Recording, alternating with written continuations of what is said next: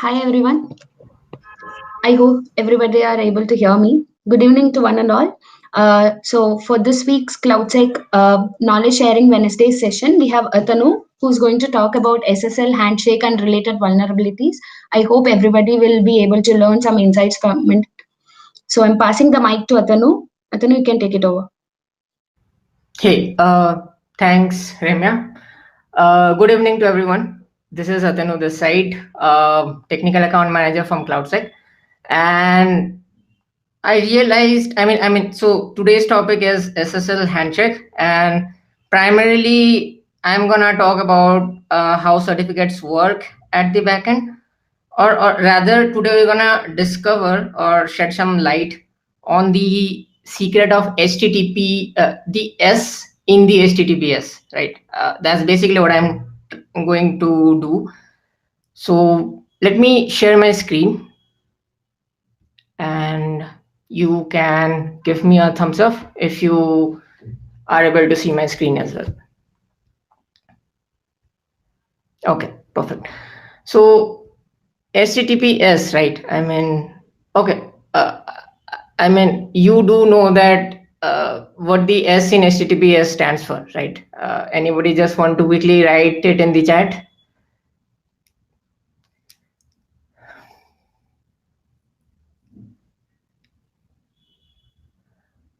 All right, no worries. So the S stands for secure, basically, and uh, okay. Hey, hi, Nishtu. Welcome on stage. So the S in HTTPS basically stands for secure, as rightly told by Surya. But to quite a few people I've interacted with, to them the S basically stood for secret.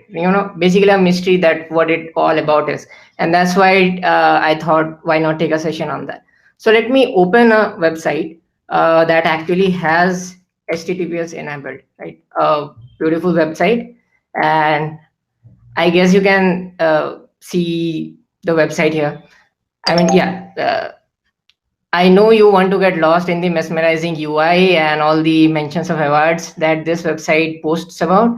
But before that, let's focus on the URL, right? Basically in the URL is where we see this S in this URL for this particular website. And to know about it, we see another thing here, basically a padlock icon, which says view site information, right? Now, if we click here, we can see a flag which basically says that connection is secure, and then a learn more link. So I just want to quickly know how many of you have never clicked on this learn more link from this lock icon. Anyone? Like ever? Okay. All right. And anyone, if they have, just quickly type a yes in the chat box if they have clicked on the learn more. I see there are, okay, there are quite a lot. All right, great job, Shilpa. So, okay, so Shilpa here has clicked on this learn more, and she has seen like what actually this means in the backend, right? So let us also be as smart as Shilpa on this call, and that's what I'm going to do here. I'm going to click on this learn more, and when I do that, I see that okay, it says a bunch of security status like secure, not secure, and then dangerous, right? And it also gives a description of each of them. Like for example, if it's secure, it says that you can safely share your private information, and look for the lock icon in the URL to ensure that it is a secure one. Compared to that, if it's not secure, then it says that maybe try deleting the HTTP and enter HTTPS instead. And if it doesn't work, then contact the site owner. And lastly, we have another security status which is dangerous, and which basically gives a full page red warning screen, right? And it has been flagged as a unsafe website via safe browsing. So we will dive more into this, what basically safe browsing is. So let's take a quick example for each of those. We already saw cloudsec.com has a secure one. So if we just type example.com, we can see it says not secure, right? And the reason is it is basically HTTP. So if we, instead of that, just as suggested by Google, try to make it HTTPS, we see, okay, the padlock sign appears here. So you're good to go example.com. Now, compared to that, let's see a dangerous URL, which I have bookmarked for our reference. And here we can see the thing mentioned by Google, right? A full page warning for this URL, and it says it's not secure. Now, it also says one more thing, which is turn on enhanced protection. So I'm just gonna click on this as well and see what it basically has to offer, right? And when I click on it, I can see it says something called enhanced protection offered by safe browsing. So this is again something that we had encountered just a couple of minutes back, right? Something called safe browsing. So let's visit it and see what it basically means. So we can see that safe browsing as a service offered by Google, and I mean, I'm only sharing this because I felt it is quite interesting, and a lot of people have never clicked on this lock icon, and there's a lot that this lock sign offers, right? So that's my point. And we can see via Google safe browsing, you can find a lot of data, right? A lot of data analytics that over the past couple of years, how much of we can see the trend in malware and phishing sites.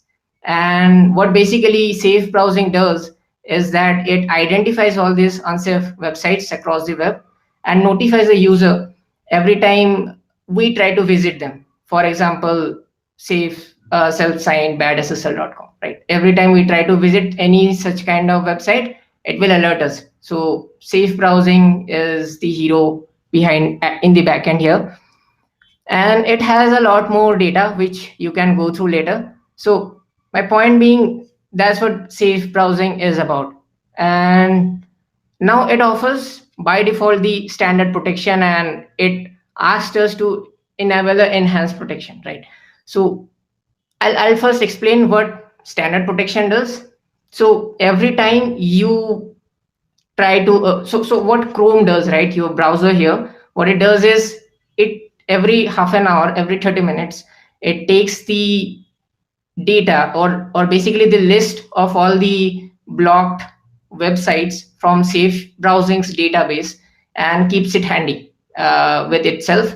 And whenever you try to visit any of those websites, it alerts you. But now the catch here is that let's say a malicious actor, he sees, okay, 30 minutes, that's a predictable data, and that's hackable, right? So what they did was the trend that you see here of rise in phishing domains. The threat actors started changing their phishing domains faster than a 30 minutes frequency, right? And basically they were able to bypass the safe browsing feature. And that's when this enhanced protection feature came up. And what it does is, suppose you are trying to visit a website which is not which is unknown to your browser, and it's not there in the list. So it's not going to wait for the next 30 minutes time slot, the next 30th minute, and it's going to visit and search for that unknown URL in the database of safe browsing's database in real time, right? And if it finds it, it's gonna alert you. So that's basically what enhanced protection means in this case. So what this basically means that even a layman with no much knowledge of cybersecurity can protect himself. So especially me being a layman, I would definitely want to turn on this enhanced protection, right? So yeah, I mean, I definitely feel much more safer. So and there's one more thing that I wanted to share with you. So in the safe browsing URL that we see, right, this website, we also see something called the site status. So if you click on this, it lets you go through its billions of URLs that it has examined and lets you know if there is any unsafe content in there, right? Like let's example type the beautiful website's URL we just saw, and we can see, all right, no unsafe content found. So compared to that, let's type another URL, which is something I found for our reference.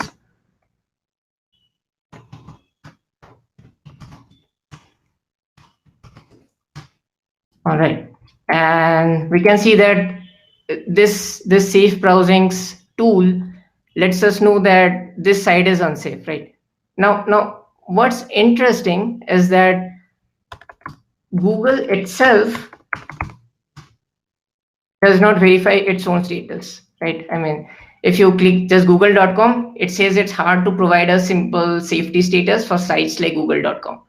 In a way, it neither confirms nor denies its about its content, and also kind of self compliments itself about how large google.com is. Well played, Google. So that's about, so that's what I wanted to talk about this lock icon, just starting from the real basics here, right, about HTTPS. So now that we have talked about this lock icon, let's get started with the actual session, right? And that's about how SSL handshake happens. Now, in essence, let's say you suppose visit a login page. I would really request you to imagine that this is a beautiful login page where you have put your credentials, username and password, and you click on submit. So from your point of view, from a user's point of view in the front end, all you see that you visit this login page and you put your credentials and click on submit, and voila, you log in. But there is something happens, an invisible process that takes place before the actual data is transferred, before the actual request is sent. And that is basically the SSL handshake, which gives us that connection is secure message when we click the padlock icon, right? And only after that the data transfer takes place. So why SSL handshake? Basically, it has two purposes, as you can see, encryption and identification. So to talk about encryption first, I'm gonna have to throw in a bit of jargons in this case. For example, we can see public key, private key, which are basically part of the asymmetric encryption, and then we have symmetric encryption. Now, to make it simple, I'm gonna give you a question, a problem statement, and then followed by a story to help you understand these terms. So the problem statement one says, how do we send something encrypted over the web which no one else can decrypt except for the receiver, for the person whom it is intended to? So my story begins. There are two friends, Memo and Charlie, and Memo wants to share something really confidential with Charlie, but he wants to send it in a way that nobody else can read it, right? Let's say he wants to send it via courier. He wants to send a message in a box, but he is aware that somebody might break into that. So what Charlie comes up with, that she sends, she has this special box which can be locked or unlocked via these two keys. Now the special thing about these two keys is that only, if one of the key locks this box, only the other key can unlock it. And if, let's say, the private key locks this box, only the public key can unlock it. And if the public key locks this box, it cannot unlock it back. Only the private key can unlock it, right? So that's a box that Charlie had. And what she did was she sent a copy of her public key and this particular box, empty box, to Memo. Now, in terms of web security, right? Let's say that there is a evil person, an evil attacker, and he sees that, okay, there's an empty box which I can do nothing with, but he sees a key, a public key. So he makes a copy of it and keeps it to himself, right? But now Memo has this key as well, and he shares. So what he does is he takes the confidential message, he puts it in the box, he locks it, and he sends it across to Charlie. Now, although the evil courier person has the copy of public key, which he made it illegally, he cannot unlock it, right? Only Charlie can. So what Charlie now does is that he unlocks this box via this private key and finds out the confidential message sent out by Memo, right? And cool, problem solved. But now we have a second problem, right? And the problem is, now how does Charlie send encrypted data to Memo? Like, if you remember that this key right here cannot, if this key, he sends a message in this box and locks it with this private key, right? And Memo has only the public key, so which can unlock it. Even the evil courier guy can unlock this box and read that confidential data, right? So she cannot send that.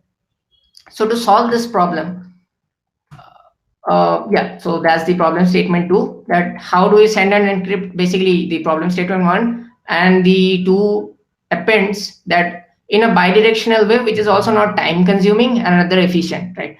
Because another inefficient way would be even Memo can have his own private and public key, and then they both can have a asymmetric kind of communication. So instead of that, what Memo does is he finds another key, another box, and that can be locked and unlocked via the same key, right? And that's basically the symmetric encryption. The thing that we just witnessed about having a private and public key where only one of the key can lock it and the other can unlock it is in a sense the asymmetric encryption that we were talking about.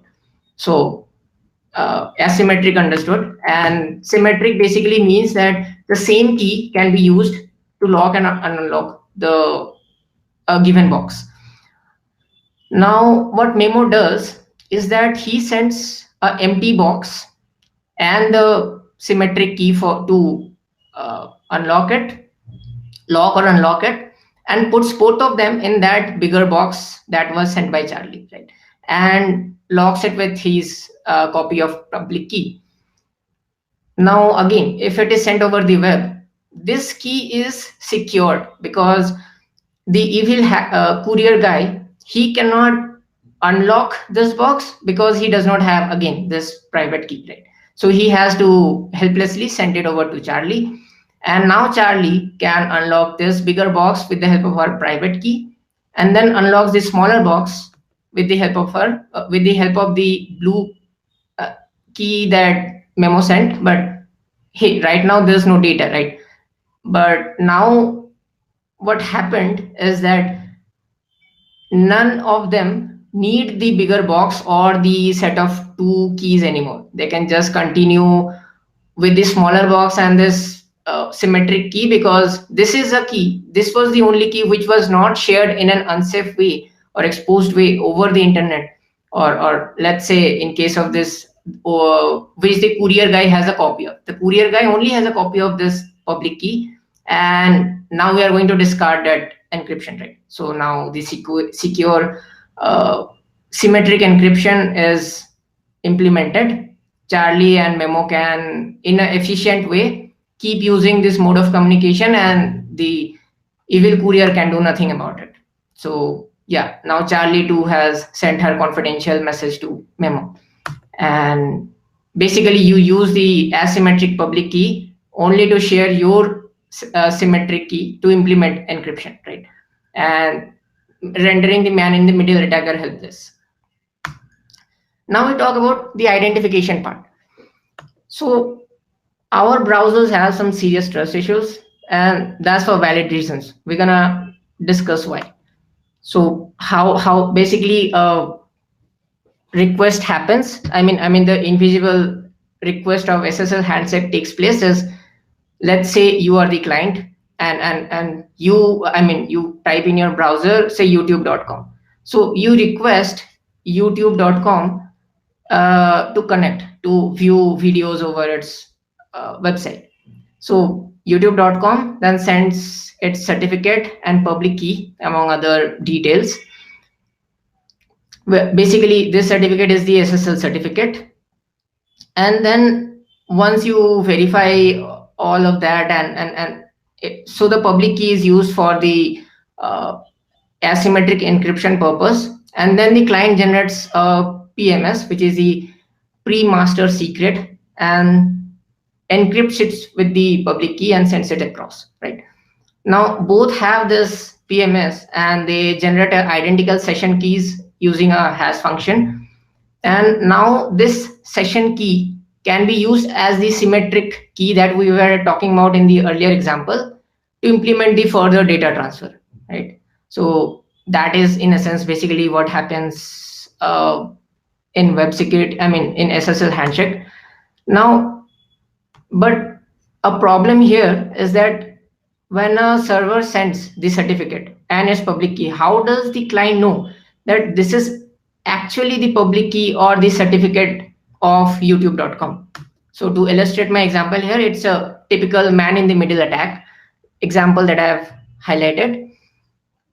So let's say it's amazon.com, okay, and where you would be sharing your credit card details or debit card details to make some purchase and all this information. So when the SSL handshake is happening, the client hello request to connect is sent, the server certificate and public key sent, which the evil attacker intercepts, and then he makes his own copy of certificate and pair of public and private key, right? And then he shares his public key and the evil certificate to client.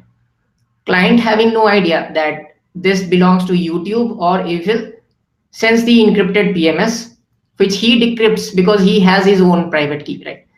It was his public key, the evil public key, that was used to encrypt the PMS, and now the evil guy has it. So he can decrypt it, read that PMS, and send it across to YouTube or Amazon. Now, although both generate the identical session keys from PMS, even the evil guy can do it, and he can intercept all the symmetric data transfer happening, right? So how to overcome this challenge? To understand this, we need to understand about certificates and basically the life cycle of a certificate, right? So let's say a company called Example decides to open a website for their business, and they generate a pair of public and private key. Now the challenge here is telling the end user, or basically proving to the outside world that the public key which they would be sharing can be trusted and belongs to them. So that's why they create a CSR. That's when they create a CSR, and CSR is basically a certificate signing request with all their necessary details, basically their location details, their public key and all those data, and they send it to a certificate authority who is an entity who has the rights to issue SSL certificate. A given company who decides to open up their own website cannot generate their own SSL certificate. They cannot sign their own certificate. So I'm gonna shed more light to that, but let's talk about the life cycle first. So coming back to this life cycle, the certificate authority checks the encryption. Basically, the CSR that is sent, it is sent in a hashed format, and it tries to decrypt it with the public key that example.com has given. It decrypts that signature sent, and it also tries to generate the hash with the help of the CSR that was sent, and it verifies that the data matches or not. If it does, and then it does a background verification on the details of the company. So if example.com says its headquarters is in California, it's gonna do a background check, maybe physically verify all those details, that is it actually in California or not. let's say I decide to request a certificate, and I tell I live in California. They're gonna verify that I don't live there, and they're gonna say, sorry, I cannot sign your certificate, right? Or generate a SSL certificate for you. Now, in this case, the details check out and they generate the actual SSL certificate, physicalexample.com, install on their web servers, and that is shared with client every time a given client wants to connect with example.com. So next we have to discuss about chain of trust. So to talk about this chain of trust, right? I mean, I thought of explaining it in statements, but that was something even I took a lot of time to understand, and I thought, why not give you a diagram? So not my neatest drawing, but honestly saying, I'm pretty proud of this drawing myself, because it literally took me basically this is 1 or 2 hours of information condensed into a single diagram. The best I could do. So just to give you a gist of how the chain of trust works, right? I mean, now that we know how the certificate is generated, basically with the help of a certificate authority, right? CA, we're gonna see how do we verify. I mean, the challenge here is that even if it is generated via signed via a certificate authority, right? How do we know that the certificate authority itself is genuine and can be trusted? So that's the problem that we are trying to solve here with the chain of trust. So if you observe here, we have the end user SSL certification certificate. I'm just gonna show you real quick. Let's say you click on this, and then we have this certificate is valid, right? So if you click on this certificate, you see there's a google.com which says issued by GTS CA 101, right? And that GTS 101, we can see right on top of it. And if we click on that, we see it's an intermediate certificate authority with its own expiry date. I mean, even this end certificate has the expiry. On top of that, the issuer, I mean, if you click on the details, right? So we have two important, or basically three important sections in a given certificate. First is the details of a given whom the certificate belongs to, right? So it belongs to GTA, sorry. Yeah, talking about google.com. So it belongs to this particular region. What is their organization name? Google LLC, and their common name, right? And then we have the issuer name, basically who issued the certificate on for this particular website. And after that, we have the public key info. So this public key info belongs to google.com, and let's say you visit youtube.com. So the public key of youtube.com would be shared, because the entire certificate's point is that you can trust this public key, right? So yeah, I mean, this public key is trustable because it has been signed by GTS CA 101. So basically those are the three parts. It has a issuer, it has the details of the whom the certificate belongs to, and the public key info. And also in this issuer's details, we find a signature algorithm, right? It has been encrypted with SHA-256 hashing, and also RSA encryption key has been used.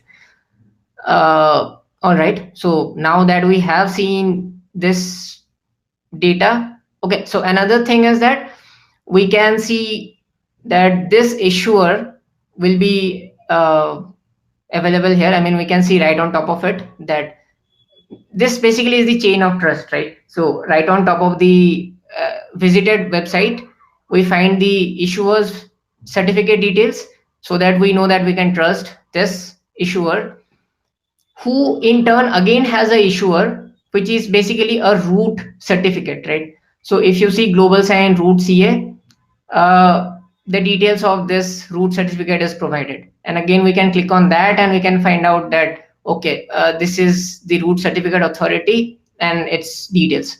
subsequent details. But the unique thing to see here is that the organization name and the issuer in the organization name in the issuer are both same, right? So basically the root certificate signs its own root certificate authority signs its own root certificate, right? So now that we have seen in real example like how the certificate chain works, let's see how the chain of trust works, right? So coming back to my slide, as we saw, like once the CSR is verified via a certificate authority and they give the end user, right? Let's say example.com, they give them a certificate. So this is the certificate and this is the signature of it. What it basically means is that you take all the details given in the certificate, the algorithm, the issuer details, the organization's details, the public key, all of that, and then you run it through a hash function and you encrypt it with the intermediate, basically the issuing certificate authority's private key via the RSA key encryption, which generates the signature, right? And so when an end user tries to visit this website and he sees those three certificates, and intermediate and root user in a chain, he looks at this certificate first. He looks at the public key, and then what he does is he takes this to verify that this public key can be trusted. He takes this entire certificate and looks at the algorithm. Okay, let's say the algorithm is SHA-256. So SHA-250, he passes this certificate via a hash function of SHA-256 and gets data, right? A hashed value. So next, what it does is just like it, the hash value was encrypted via backend via the intermediate CA to generate the certificate. End user's client, I mean you being the client, so your browser, what it will do is take this signature and now decrypt it with the help of the RSA and the public key of the issuing authority, right? So it will take the public key of this issuer intermediate CA and the signature that is attached to this certificate and generate it through a RSA function and verify that the hashed value found, the decrypted hash value found, is actually matching or not. If it does, then yes, this certificate checks out and it can be trusted. Any confusions? Did anyone have in understanding the first step of the SSL verification? How long the blue key remains valid? Okay. Coming back. Yeah. So the blue key stays valid as long as the session is taking place, right? Once the session, I mean, let's say you are working,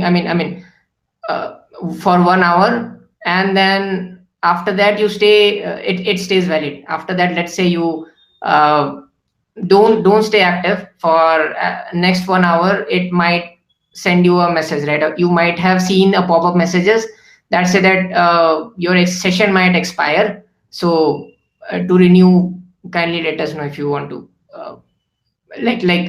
click on a particular button to renew the session. So that's how the session stays validated. But in understanding the verifying of a given certificate, did anyone have any confusions? Okay. Let me know if anyone. So Remya, you can let me know if anyone has a question. I'll just proceed. Now, so now we have done the first step where we have verified by taking the certificate, hashing it with the algorithm. So to talk about in real example, we can click on this, go to details, and in the issuer we see the encryption, right? Is SHA-256.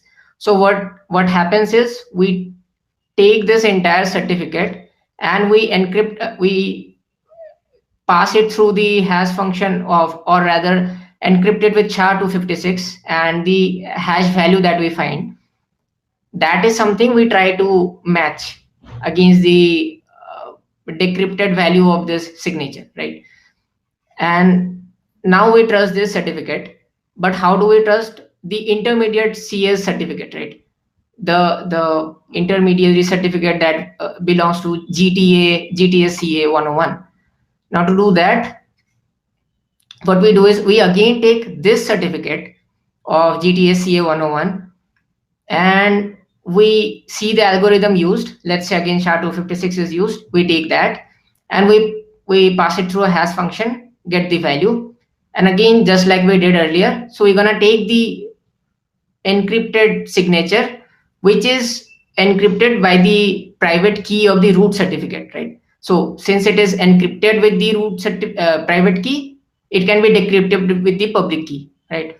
Like we talked about in asymmetric encryption. So now that we decrypt this value, this signature, with the public key of this root CA, we will again verify whether this hash value checks out or not. If it does, well and good. If not, we will alert breakage in the chain of trust, right? And it could possibly mean that there is a man in the middle attack. Now, the last stage is trusting that this root certificate authority who has verified this intermediate CS certificate is also trustworthy or not, right? This has to be the highest level of trustworthiness. So again, if you see how we verify the root certificate is, again we take this certificate and we pass it through the algorithm used, and we get the hash function, I mean the hash value, and then we again try to take the signature of that root certificate signature, and we use its own public key. So if you remember, right, I mean end user's SSL certificate has been signed by the root CS private key. Similarly, intermediate root certificate, the signature for this certificate has been signed by the private key of root CS private key, right? But in case of root certificate, there is no one on top of him. So what it does is it uses its own private key to sign its certificate, and the signature is generated. So that's how root CS work, and that's why when we need to verify that this signature checks out or not, we will use its own public key that is again publicly available, and we'll pass it through the RSA function, and we will try to compare it with the hash value that we find if we pass through the algorithm function, algorithm used for this certificate, right? All right. So now, okay. All right. So seriously, no one has a doubt on the chain of trust, how it works. All right. I have a question in that case. You can, any of you can answer. And the question is, why do we, I mean, this occurred to me, right? Why do we have an intermediate certificate in the first place? Why can't we just have the root certificate and the end user website, right? I mean, let's say Amazon.com directly gets certified via root certificate authority, and we just cut out the middleman. Why have this added step? Anyone wants to answer that?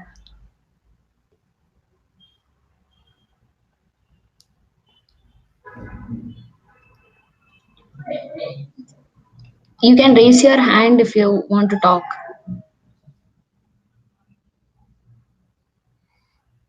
All right. So how many are getting this question now? You can just type a yes or thumbs up. Like, why do we have the intermediate root certificate in the first place? Okay, I see one thumbs up, one honest person among us. Okay. To enable other organization to issue valid certificates. Okay. If intermediates, all right. So Ruchi here is quite correct. I mean, if intermediate certificate can get compromised, right? So to shed more, more light into this levels of, or rather chain of trust, let's say there is one root certificate and that uses a given algorithm, right? Okay, so there's one more thing that I did not discuss, by the way, and that's how do we know, that this public key actually belongs to this root certificate authority, right? Until now we were verifying that this public key checks out by checking out the hash function and decrypting the signature, right? The hash function of this certificate and decrypting the signature, we could verify that whatever information is there in the certificate is true. So this public key mentioned is also true and belongs to this particular organization. But in this case, it is this root CS own private key that has been used, right? I mean, let's say a evil group is there and they just try to, evil corp is there and they try to create their own root CA and they use it, right? How are you to trust this root CA? I mean, this is one of the most cornerstone of trust, right? So to answer this question, what happens is this public key, this public key and this issuer, right? I mean, basically the list of all the root certificate authorities is hard coded into all your respective browsers and even some of the OSs, right? So all right, let's say to give a real life example, I click on my settings and I type here manage certificates. So I can see one result here and we see this manage certificate here, right? If I click on this, I see this keychain access. So let's take example. If I click on this lock icon, the root certificate in this root CA or the authority is global sign, right? So let's see if global sign is there in my list of trusted root CAs or not. So I just type global sign and I can see, okay, so there is a global sign root CA added in my system. And what basically happens is that when it first verifies the basically top down or other the first level of certificate, it understand that this public key is valid, then it's encrypts or verifies this certificate, intermediate certificate, and verifies that this public key is also valid. Then it tries to verify this data and finds out that, okay, this certificate is valid. I mean, this public key is valid, but does it actually belong to this root CA? And is this root CA trustworthy? Is by the help of this list that is already hard coded or basically comes out of box every time you install a browser or let's say you buy a new system, right? So this list is already there and it cannot be tampered with. So that's how the root CA is verified. And now to answer the question that Ruchi kind of answered, is that these root certificate authorities, right? They have, let's say they have hundreds or thousands of intermediate certificate authorities that they issue certificates for. Now these hundreds of certificates, certificate authorities, in turn, I mean, this is just for simplicity, guys, that I gave just one level of intermediate CA. there could also be levels of intermediate CAs, right? There could be, and each of those CAs could generate another 10 certificates for another 10 intermediate certificate authorities, who in turn would be generating SSL certificates to hundreds and hundreds of end users. I mean, let's say hundreds of domains, right? Now, what if, let's say, a given intermediate certificate authority uses SHA-1, right? Uses SHA-1 as an algorithm which has just 128-bit encryption and gets compromised. So there is actually a kind of attack which I'm not going to go into much details because we are running short of time. But let's say there's a collision attack where in case of SHA-1, so the hash generated for this certificate, right, with the help of this private key, it is possible to find another value. Let's say the value of this private key is M1. It is possible to find a value M2 with help of which we can get the same hashed value, so rendering this private key unsafe or useless. Now that does not happen in SHA-256 or SHA-512 because chances of collisions are near impossible, and that is why you should always try to use basically SHA-2 family, which consists of SHA-256 or higher, SHA-512 encryption, I mean hashing. Now, okay, so where was I? Yeah. Now let's say somebody does still use SHA-1 and their private key was compromised, right? So in that case, only that certificate intermediate CA and its corresponding websites to whom it has issued a certificate, only those certificates are revoked and they are added to a given revocation list. Basically, there is a list called CRL, certificate revocation list. And just like safe browsing has a data, right? We discussed about safe browsing, and it has a data of all the blocked or malicious blocked URLs, right? Websites. So similarly, which Chrome downloads and keeps you protected against phishing websites. So similarly, any revoked certificate would would be updated in updated in the certificate revocation list, and that would be verified every time we try to verify this chain of trust as well, right? So I will go into that certificate revocation in details in just little bit more. So the point being, first we that's the main reason why algorithm and used should be proper. It should not be SHA-1.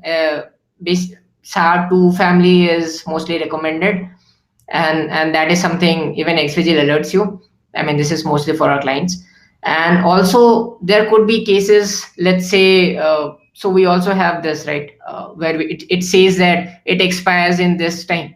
So let's say that it is about to get expired in a month or two. So that again, XVigil alerts you that, this is mostly for our clients, that XVigil alerts you that this certificate is about to get expired and you might want to renew it, right? So that is something XVigil helps you. And also the weak signature algorithm. If you are using SHA-1, it will alert you of possible collision attacks that could be performed against your SSL certificate. And yeah, so now imagine if a root CA is compromised, so then all the kind of work that has to be done is quite huge. Comparatively, if only an intermediate CA is compromised, then the work required to be done is much less, right? And that's the main reason why we have the levels of chain of trust. Now, all right, so now that you have discussed that, let's talk about the certificate revocation list, right? I mean, how does now that we've verified all of it, what if a certificate is revoked and we are not notified, right?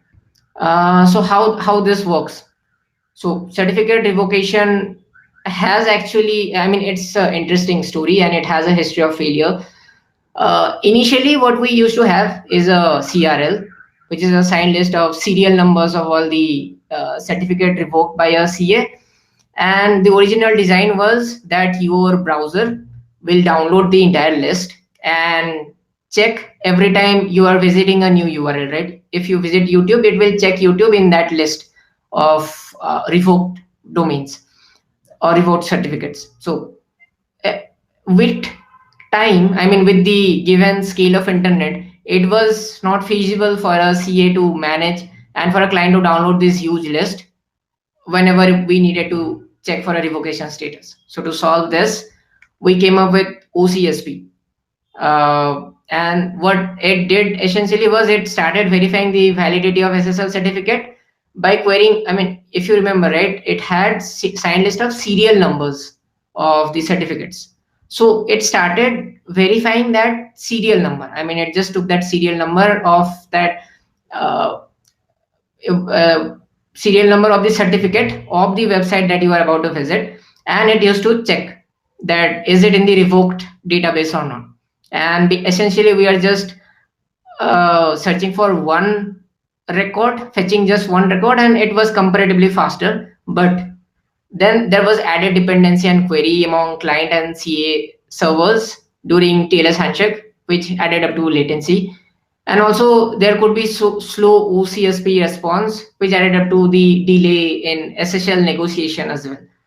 And furthermore, there was a bigger privacy concern that this live OCSP checking was basically sent over unencrypted HTTP transfer, because till now the HTTPS handshake has not got completed, right? So it used to happen via that, and this also used to let everyone know, I mean, everyone on the network path, that between your browser and OCSP server, they will all get to know which sites you are browsing, right? So that again is a privacy compromise. So and also not just that. So what OCSP used to implement is, let's say you find a web page and there's a problem fetching the revocation information, it used to block. Now if you block it, right, so it's basically a hard fail strategy which led to a lot of false positives. So let's say if, as we discussed, the latency, the delay part in verifying the revocation, it might, due to the delay, already inform that, okay, this is a it is a revoked certificate, although it is not. And because it was the non-revocation status took a lot of time to get verified, it just flagged it as a false, it flagged it as a revoked certificate. And these kind of false positives would essentially lead to warning fatigue. So if you know that there are chances of false positives, you would stop paying so much importance or attention to it, right? And you would basically ignore those certificate warnings, which is a bad idea. And to overcome these false positives, we came up with soft failing. So what soft fail strategy did, again, had a security flaw. So let's say that even if the certificate revoked information is found, or it's getting delayed, it lets the further data transfer, proceed. So basically letting it vulnerable to an evil attacker, man in the middle attacker, who can look into your data and then misuse it. So there was this good interesting quote that I found, is that soft fail revocation checks are like a seat belt that snaps whenever you crash. Even though it works 99% of the time, it's worthless because it only works when you don't need it, right? So that's the software strategy to overcome the hard fail, and it was not that great either. So the solution to this checking of revocations is OCSP stapling. And what it does is that it smooths the querying of that OCSP server from client to the HTTPS server. So what basically it means that the HTTPS server itself periodically, just like Google Chrome periodically keeps refreshing the list of blocked domains from safe browsing database. It also keeps periodically polling the OCSP database server for revocation status of its certificates, and that is sent over the response. I mean, over the while the SSL or TLS handshake that is taking place, right? Which is basically this thing that happens. So during this time itself, it will staple the OCSP status, the response of the given certificate, along with it, and it will send it to the client during TLS handshake, and essentially not only stopping from any third person knowing what websites you are visiting, but also reducing the undesired latency or delay, right? And leading to faster communication. And that again is something XVGL alerts you about. So yeah, I mean that's basically about it. I'm pretty much done. Glad I could finish it 2 minutes before time. So yeah, questions. Okay. Ashish, you want to come on stage and just explain that?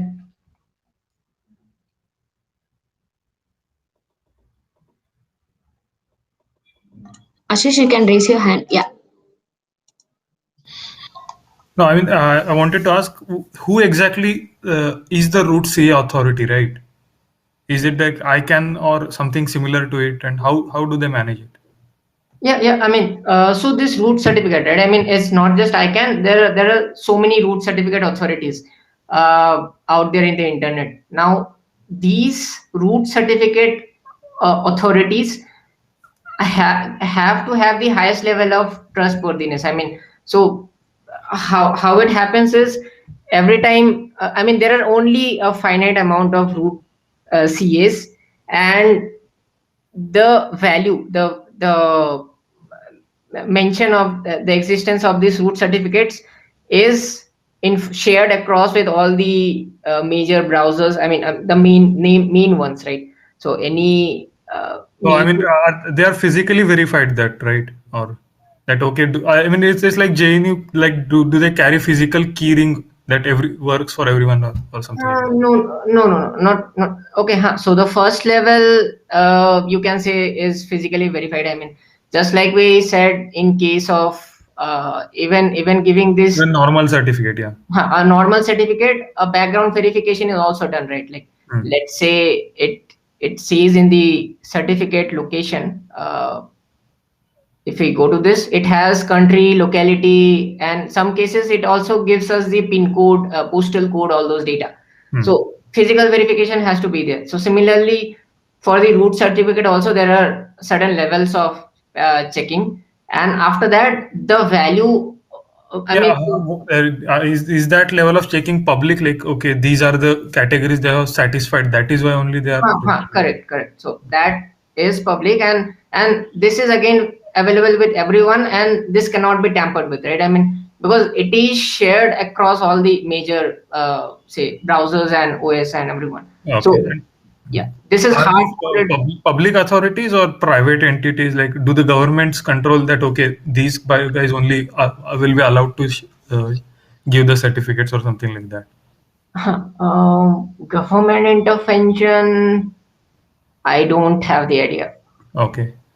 Yeah. And being main issuer of authority, is there any state control, like, or protection, or are these private companies that they can do how they wish? No. I mean, there's no state control over this unless they want to separately do that. Like, I guess recently, I mean that is only exceptional cases. There is no, in general, no restriction over that. Okay, so they're like left to do as they. I mean, they form the rule themselves. For now, they have formed the good rules, but they could form the bad rules in the future if, like, there is no control like that, right? Correct. Yeah. Okay. Yeah, that's it. All right. Okay. So Do we have any other questions?